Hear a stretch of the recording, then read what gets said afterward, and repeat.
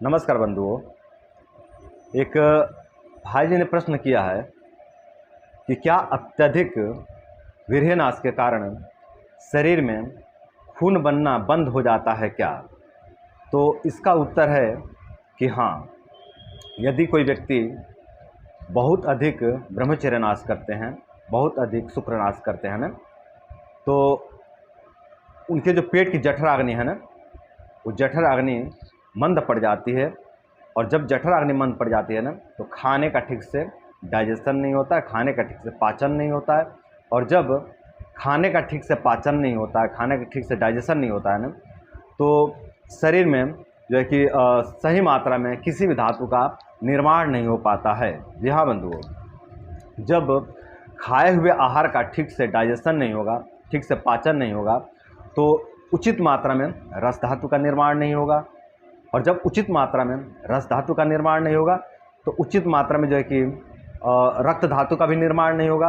और जब उचित मात्रा में रक्त धातु का निर्माण नहीं होगा, तो इसी को डॉक्टर कहते हैं कि शरीर में हीमोग्लोबिन की कमी हो गई है।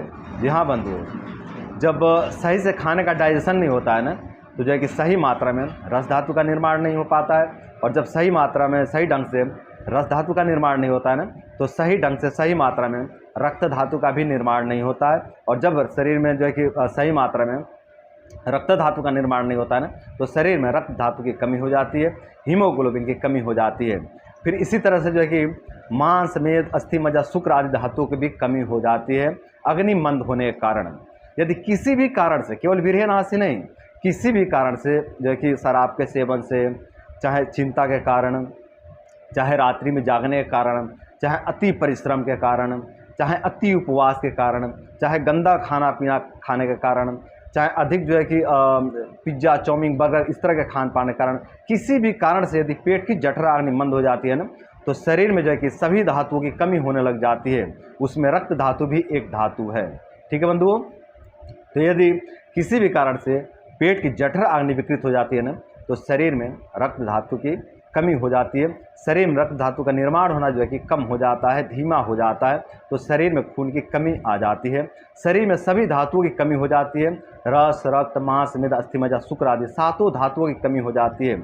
अब इसमें कई बार देखने को मिलता है ना कि अलग अलग शरीर में अलग अलग धातुओं की कमी देखने को मिलती है। जी हाँ बंधुओं, किसी शरीर में जो है कि रक्त धातु की कमी देखने को मिलती है, किसी में मांस धातु की कमी देखने को मिलती है, किसी में मेद की कमी देखने को मिलती है, किसी में जो है कि अस्थि धातु की कमी देखने को मिलती है, किसी में मज्जा धातु की कमी देखने को मिलती है, और किसी शरीर में जो है कि शुक्र धातु की कमी देखने को मिलती है, जो कि मंद अग्नि के कारण। तो यदि जठराग्नि मंद पड़ जाती है बंधुओं, तो शरीर में जो है कि सातों धातुओं का निर्माण होना धीमा हो जाता है। सातों धातुओं का निर्माण ही उचित मात्रा में नहीं हो पाता है, बहुत अल्प मात्रा में जो है कि धातुओं का निर्माण होता है, जिसके कारण शरीर में तरह तरह की समस्याएं खड़ी होती हैं, तरह तरह के विटामिन की कमी आती रहती हैं, तरह तरह की जो है कि कमजोरी, तरह तरह की विकृति उत्पन्न होते रहते हैं धातुओं की कमी होने के कारण। तो बंधुओं, यदि अग्नि खराब हो जाए, अग्नि जो है कि मंद हो जाए, तो शरीर में जो है कि सातों धातुओं की कमी हो जाती है।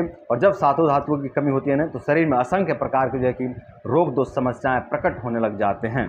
तो अब बात करते हैं कि शुक्रनाश के कारण या फिर किसी भी कारण से शरीर में रक्त धातु की कमी हो गई है और रक्त धातु का निर्माण होना ही धीमा हो गया है, तो इसकी भरपाई कैसे करें और रक्त धातु को तेजी से कैसे बनाएं।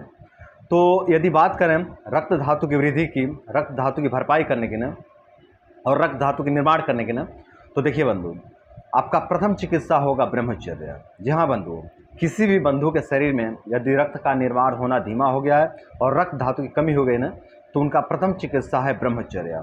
वे ब्रह्मचर्य का पालन करें।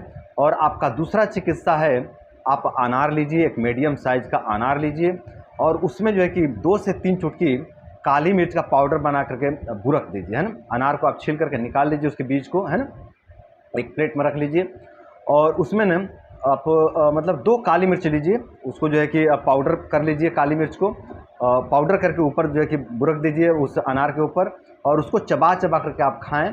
दिन में 1 से 2 बार, खाली पेट में खाएं तो भी चलेगा, खाना खाने के बाद में खाएं तो भी चलेगा ना। तो इससे होगा ये ना कि जो है कि आपकी जठराग्नि प्रज्वलित हो जाएगी। जो आपकी जठराग्नि मंद पड़ी हुई है ना, ये जो है कि प्रज्वलित हो जाएगी। और जो आपके शरीर में रक्त का निर्माण होना बंद हो गया है, रक्त का निर्माण ही उचित मात्रा में नहीं हो रहा है ना, ये आपकी समस्या भी खत्म हो जाएगी। आपके शरीर में उचित मात्रा में रक्त धातु का निर्माण होने लग जाएगा, सभी धातुओं का निर्माण होने लग जाएगा अनार के सेवन से। तो बंधुओं, इस तरह जो है कि अनार के दाने पर आप काली मिर्च का पाउडर डाल करके सेवन कर सकते हैं। ये जो काली मिर्च है ना, बहुत अच्छा अग्निवर्धक है। वैसे अनार में भी अग्निवर्धक गुण पाया जाता है, लेकिन वो बहुत अल्प मात्रा में होता है, बहुत थोड़े मात्रा में जो है कि अग्नि बढ़ाने गुण होता है अनार के अंदर, है ना। अगर उस पर काली मिर्च का पाउडर आप डाल देते हैं ना, तो उससे अग्नि का गुण बढ़ जाता है उसमें, है ना। और जब उसका आप सेवन करेंगे ना, तो उससे आपकी जठराग्नि बहुत तेज़ी से जो है कि ग्रोथ करेगी, बहुत तेज़ी से बढ़ेगी। और जब आपकी जठराग्नि प्रज्वलित हो जाएगी ना, तो जो भी आपके शरीर में धातुओं की कमी आई है, चाहे वृष धातु की कमी हो, चाहे रक्त की, चाहे मांस की, चाहे मेद की, चाहे अस्थि की, चाहे मज्जा की, चाहे शुक्र की, जो भी धातु की कमी आ गई है ना, वे सभी धातु की जो कि भरपाई होने लग जाएगा इस अनार के सेवन से और ब्रह्मचर्य का पालन करने से। तो बंधुओं, ये था आज का वीडियो, आज की जानकारी। आशा करते हैं कि इस वीडियो से आप लोगों को बहुत कुछ सीखने को मिला होगा और इस वीडियो से सीख लेकर के आप सभी अपने जीवन की रक्षा करेंगे और अपने जीवन की रक्षा करके आप सभी अपने जीवन को सुंदर, सरल एवं सफल बनाएंगे। तो बंधुओं, आज के लिए बस इतना ही। नमस्कार।